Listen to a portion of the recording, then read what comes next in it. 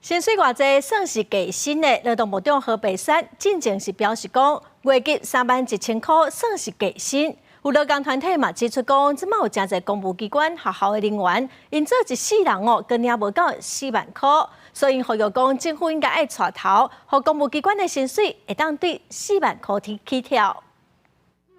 起薪没4万，就是最低薪。在行政院大楼头前有布条画写公务机关加薪受雇者联名结合超过10个相关工会，呼吁政府爱解决台湾的加薪的问题，都不应该将各公务机关当中的基层员工闹到起。我们公务机关的技工工友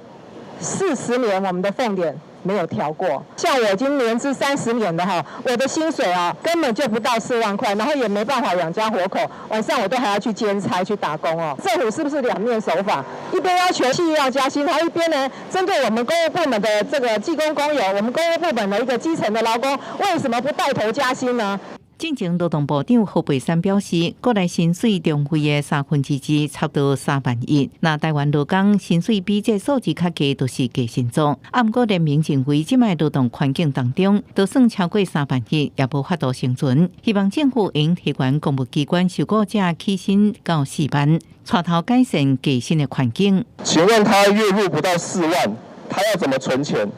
连国家基本的国营事业的员工和公务员。 都是这种低薪的时候，这个国家会有进步吗？我们公司成立17年来也几乎都没有调薪，一直到11年，通过我们不断的抗争，甚至用罢工的手段，才勉勉强强调薪到3万多左右。一个政府机关，你自己带头说要加薪，然后就私底下去带头搞低薪，我觉得一点社会责任都没有。公务机关加薪受雇者联名要伫个12月举办自救买鸡活动，佮提出邀请函予行政院，希望声音能互因听到，由政府经营治害单位做起，展带社会脱离加薪甲均贫。记者综合报道。